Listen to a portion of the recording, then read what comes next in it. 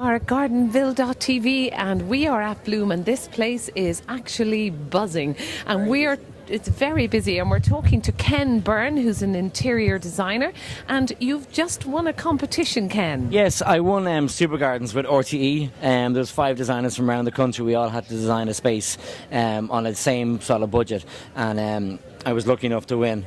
Really tough competition. There was some great designers in there as well. So then I get to sort of come to Bloom and recreate the garden again, almost identical.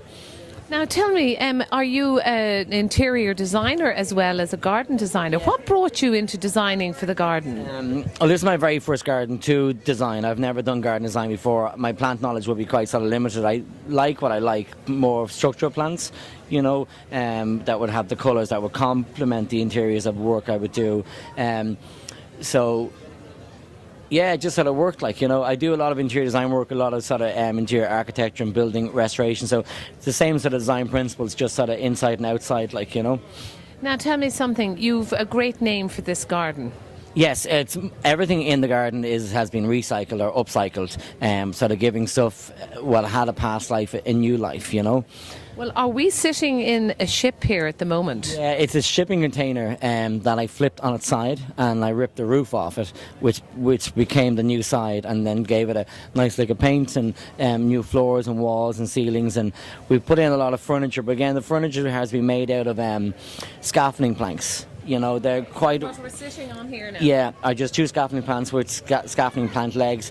There's a lot of stuff readily available out there. Obviously, the building trade is sort of taking a battering, so there's a lot on building sites. Insurance companies won't let you reuse scaffolding boards, so farmers and builders bury them, you know. So that's what's happening at the moment. Yeah, okay, yeah. So you went searching around the country for all your bits and pieces to create this garden. Some really good salvage yards, and some of these second-hand websites have some great stuff on there as well, you know. You just have to sort of search, and some days you might find great stuff and the next day you might not, you know. So can you explain some of the bits around the garden? First of all, we're in the boat, which we've got. Yeah. So going down here on the right-hand side of the garden here. Sure. Again, it's the scaffolding planks that I've used for the raised beds. The raised beds are great. You mean anybody who has, they're great for kids. They can get at them quite easily. I have bad knees, so again, for me, for planting purposes, they're really good to work with as well. The water fountain was a very simple feature. I just used a regular pump out of a house that you would use for your radiator system. It's a 3-pin plug. Doesn't cost a lot to plumb or to for electrics either. The frame of the water feature is a product that I found. It's a hollowed out board that was used for smuggling cigarettes into the country. Oh, that's an unusual thing to find. It was great to come across it in the salvage yard. It's a mix of sort of teak and mahogany, and I split them open in the middle. That was how I was able to do the fences, you know. And I've also used that product as well to cap off the top of the planting bags, just to sort of give it a little bit of sort of an edge to it, like, you know.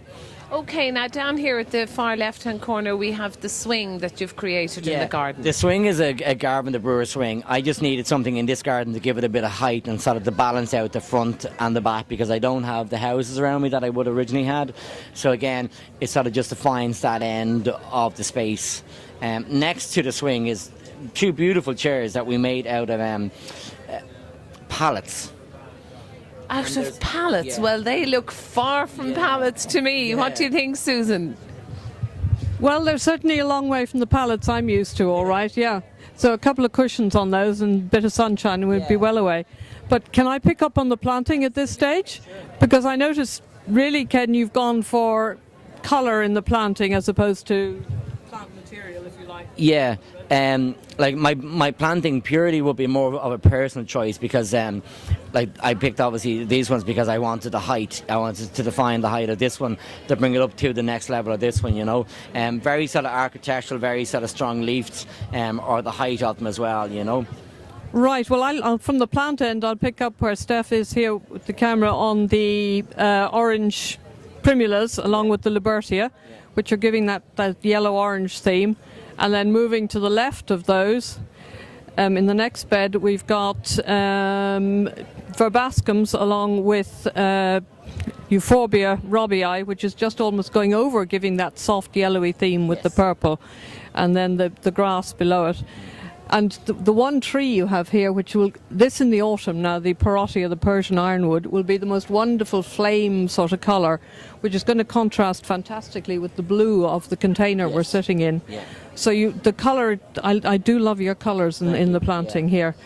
And then these phormiums along the front, well, they're going to always be that colour, but they'll mesh in beautifully with the tree in the autumn. We've got a beautiful blue perspex awning above us, and all weekend long, when the sun has been shining through, these have taken on this amazing colour of blue, and everybody's been asking me, where did I get the blue phormiums from? But the blue box sort of just carries across the garden, and everything sort of gets a tinge of blue, so it's been a great play on colour, Yeah, I think the colour is great. So I'm going to hand over to Catherine to get all your details. Many congratulations, Ken Byrne, for winning Super Garden and with your garden, Upcycle Garden. And many thanks for talking to us this afternoon. Anybody who'd like to contact you to have some design work done, Ken, how can they do it? Through my website, it's kenbyrnedesign.weebly.com, kenbyrnedesign.weebly.com, and also kenbyrne@msn.com. Great. Well, Ken Byrne, many thanks for talking to us at gardenville.tv this afternoon.